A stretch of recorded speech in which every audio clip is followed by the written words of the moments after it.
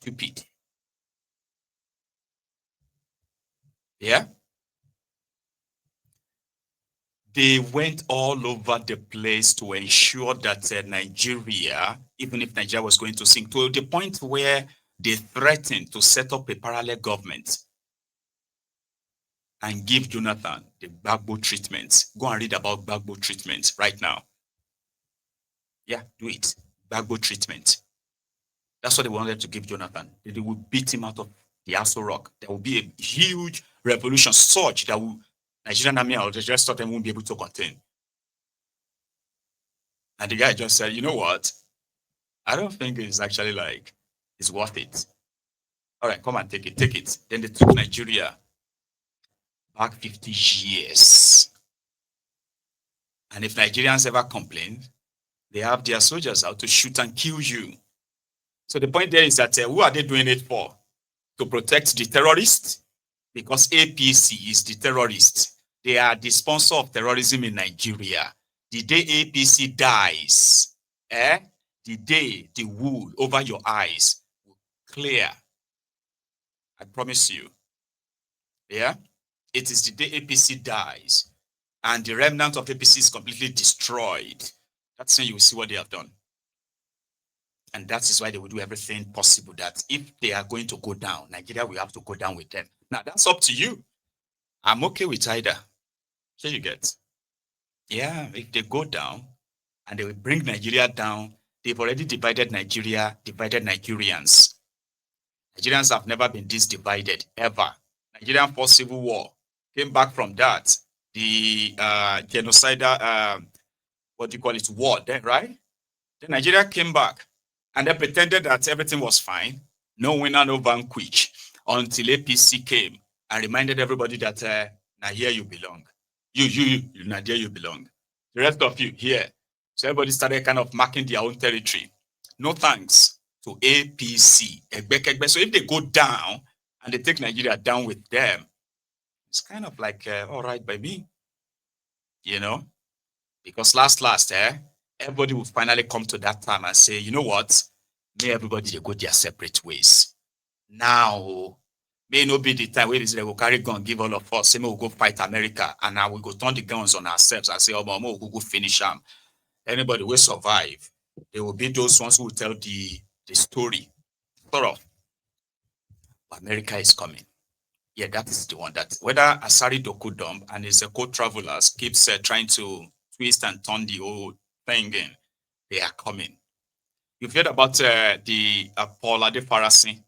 Now you are about to hear about Wale Adefarasi. Among those who are now using the church, again, this is how they get church involved in this, their misinformation, misleading, so that the meaning of establishment can be truly, defined. Okay. I have told you before that when you talk about government, that's about some people who form government. But governments, or those who form government, who are like at the top of the pie, okay?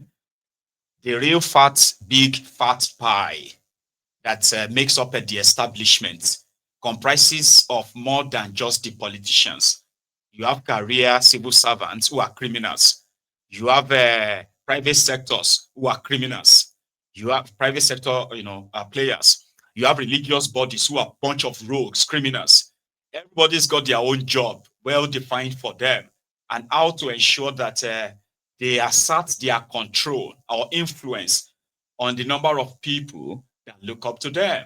So therefore, if you have a church GO that comes on to tell this church that the Lord told me that this is what is going to happen, by trying to twist what is already political to spiritual, and then tells his people that this is how I want you to think, or this is how I would like you to react, they use that position to assert the control. And as part of the establishment, they get their own little cut of the pie. For instance, they could spend all of their tithes as much as they want. They could do money laundering for as long as they want. All they have to keep to is to make sure that they continue to tell their own flock, their own sheepies, that everything will be fine if they can pray and fast and listen to them. Here is one, informing his own congregation with tease that They had to clap for him at the end of the day because they believed him. About one of the raging challenges that is facing our nation at this time. For the over 40 years that I have been a Christian, there have been killings in southern Kaduna, killings on the plateau. There have been riots. Sometimes, I think it was in France, an image of Prophet Muhammad was defaced. Who remembers that? And as a result of that, there were killings of Christians in Nigeria. And so it's nothing new. It doesn't amount to genocide. The way the West are talking about it, it's as if a Christian steps on the street, his head will be blown off. And I'm trying to understand this sudden love for Christians. Is it because we now have one of the largest refineries in the world and no longer have to ship raw materials abroad and bring the finished products? Or is it because of the 21st century minerals that we now have in our earth that are used to generate nuclear power for electric vehicles? Are those the reasons that our friends are threatening to invade our country to defend and protect Nigerian Christians? Selah.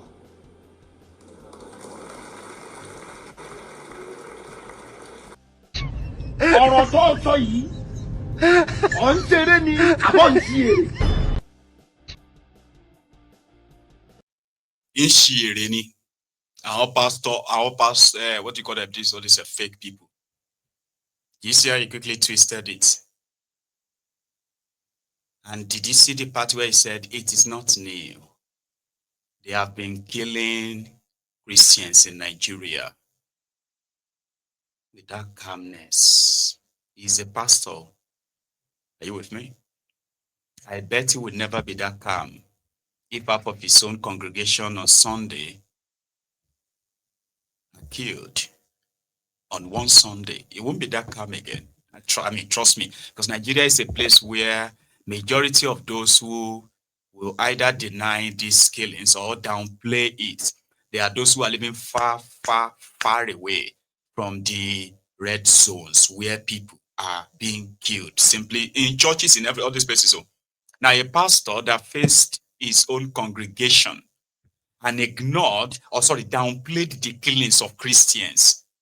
Did you see the candor at which is, it was like, that is not.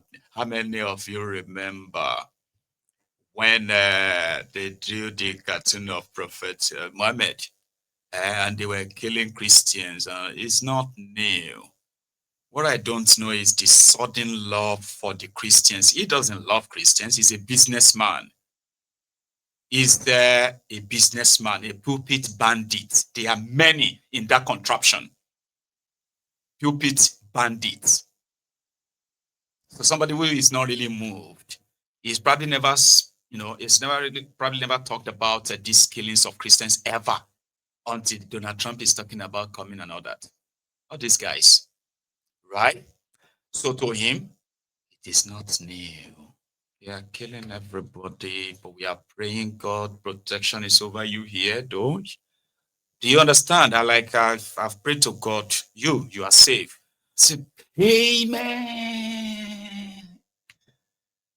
Mad people. And there are more maddest people. One of them is the governor of Anambra State. In order to make Nigeria probably in order for him to sound more or less like a supportive of Tinubu's illegitimate regime Solo Dump has added a bit of a bit of a twist to the whole thing now. According to him, there is also Christian genocide going on in the eastern part of Nigeria. Like, when they are doing Black Lives Matter in America, Africa, did Africa invade America when they are doing like Black Lives Matter? No, this is a state governor in the eastern part of Anambra State. So according to him, there is no Christian genocide in Nigeria except the Christian genocide in eastern Nigeria.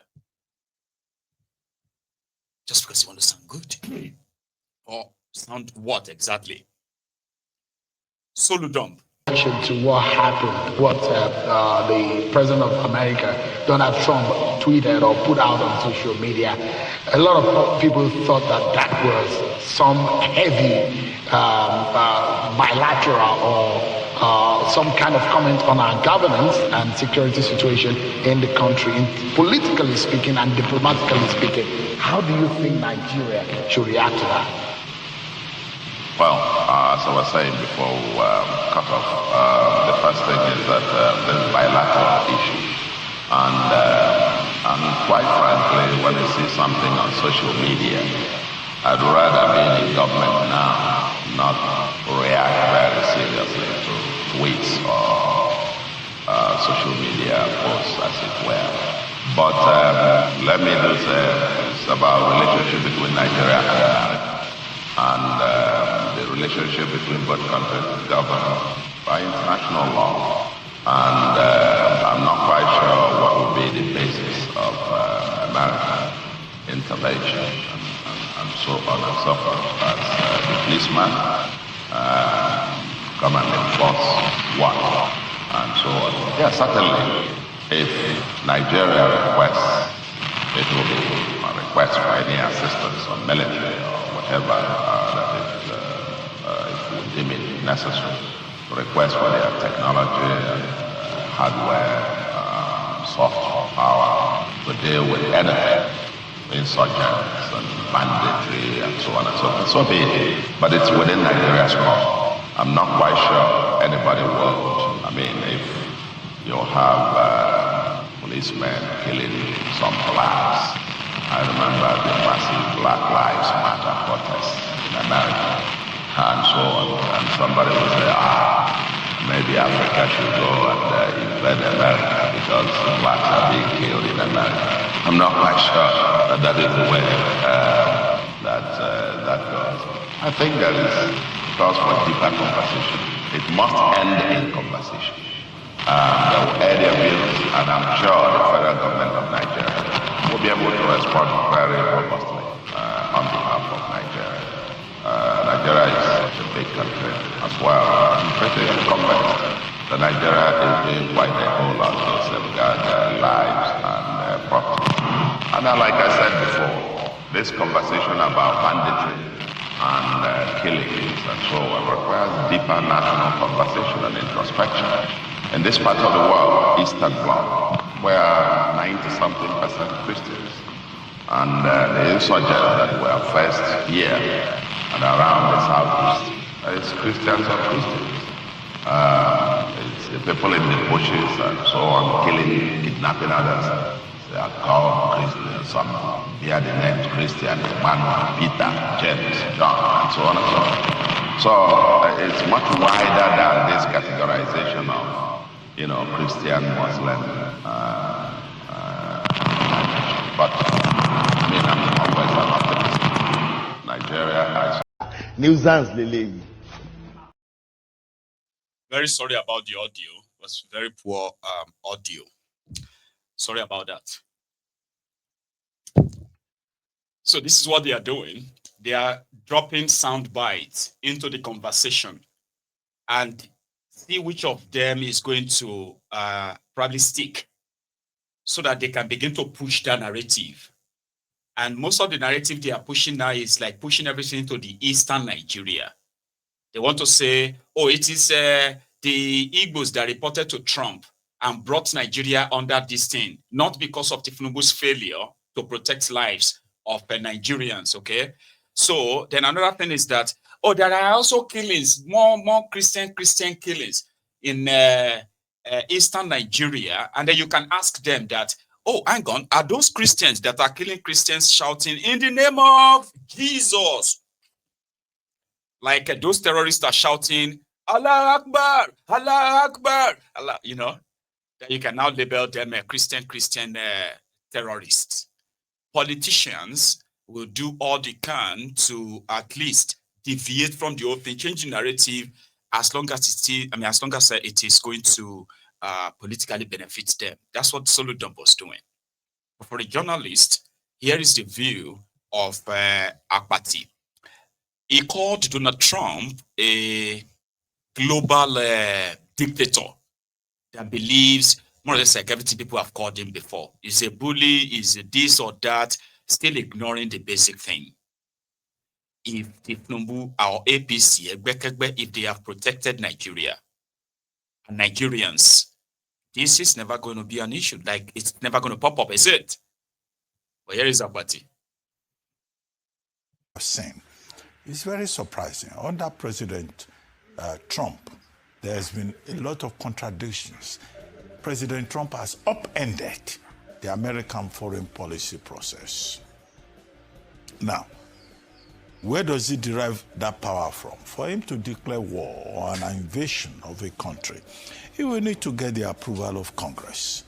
I'm not too sure that Congress, which is divided between Republicans and Democrats, will give him the approval to invade Nigeria.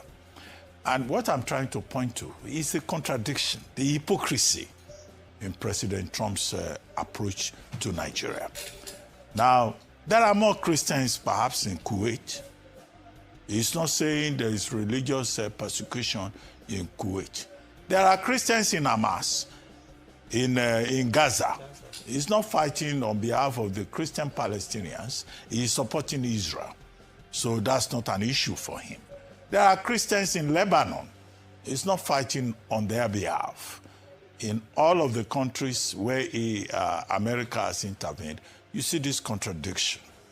I think President Biden tried to stay within the framework of the American foreign policy process, but President Trump is emerging as a global dictator, and that is why, not surprisingly, you have on the streets of the United States, no kings here, people protesting.